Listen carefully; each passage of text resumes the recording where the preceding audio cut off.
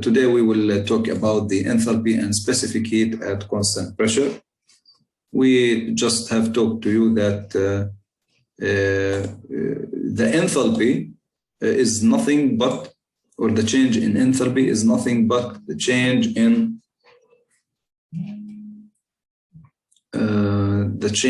the internal energy plus the work done by the atmosphere. Okay, so just let me write down this. Okay, so it is the change in enthalpy. Okay, the change in enthalpy equals to the change in internal energy plus P times delta V. Now that's why if you can see here, we are not going to talk about the internal energy, but since we are describing a constant pressure process, so this is an isobaric process, okay, we are going to deal with something more important, which is during, so I am summarizing here, during in the isobaric process, we have some situation like phase transformation.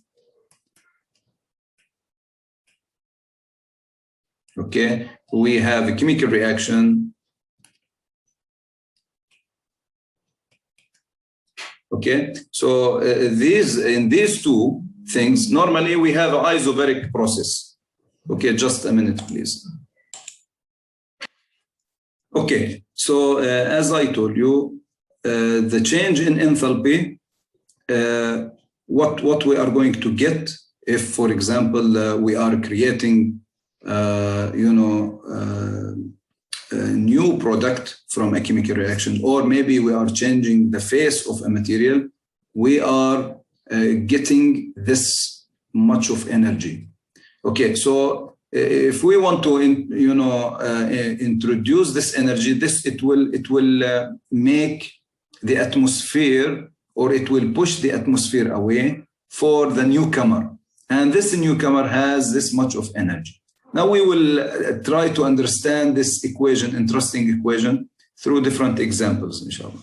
Now the first thing here, as you can see, since we have seen that delta H equals to the heat in the isobaric process, it is same as the heat. If you divide both by temperature, what you get, for example, if you take a small elemental change of this one, so we consider a small elemental change that is dH equals to a small elemental change dQ, it is same. Divide both by a small difference in temperature. Okay, so you know that this is the rate of heat with respect to the rate at which the heat changes is nothing but the heat capacity. So this is the heat capacity. But this heat capacity is valid only at constant pressure. Why? Because dH equals to dQ only at constant pressure.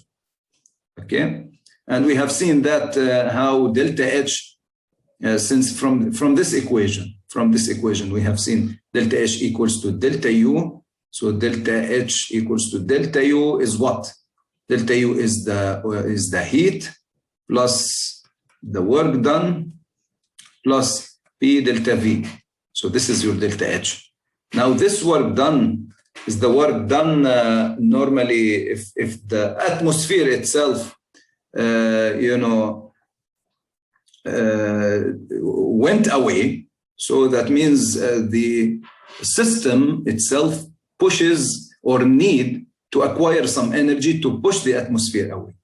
Therefore, it is going to be minus P delta V. We have seen this yesterday. So B plus delta V, this cancels out, and we will be left with delta H equals to Q. Now this term, you remember last time the specific heat at heat capacity at constant volume, or molar heat capacity at constant volume. You can write it as a Cm.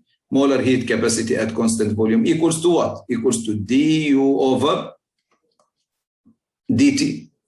Okay, so this is only at constant volume. So we have seen that there will be y at constant volume because there is no work done. And this term is called, this new term is called enthalpy capacity. Now, this one is called heat capacity at constant volume. And this one also is referred to as the heat capacity at constant pressure. Okay, and also referred to as what? It is enthalpy capacity. Why? Because it is equal to dH, the variation of dH with respect to temperature. Now, the difference between du over dt and dH over dt is that this dH over dt is this one plus what? Plus B delta V, right? This one, the volume that changes with respect to time. So if you add these two, you will get what? You will get the Cp value. Okay, so delta H is useful in many dramatic processes, as I told you, phase transformation, chemical reaction, ionization, dissolution in solvent, and so on. Now, the application. Now, the applications of this enthalpy can be found, for example, in the chemical reaction. So, for instance, let us introduce to you this chemical, equation, which shows that we are burning 2 mole of hydrogen molecule, or 1 mole of hydrogen molecule, 1 mole of hydrogen molecule, and half mole of oxygen molecule. Okay, and what you can see here, the product is simply H2O. Maybe this is in, you can write it as a liquid, aqueous, okay, and this is a gaseous, So what happens? We are burning these 2 elements, okay, these molecules, and what we get H2O. Now, as you can see from this equation, we need to understand one important thing, that is the change in enthalpy of this reaction. Normally, it is important to understand this.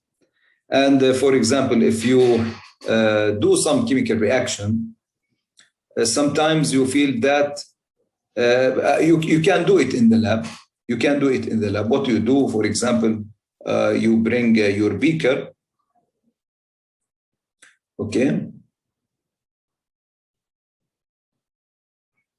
and you just start adding some materials inside to start your chemical reaction.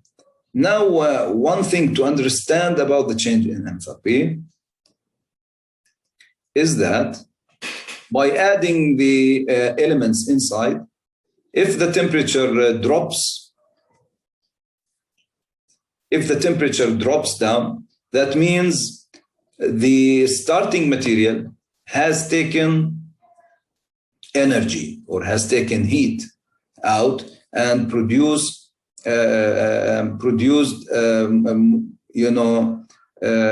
another product.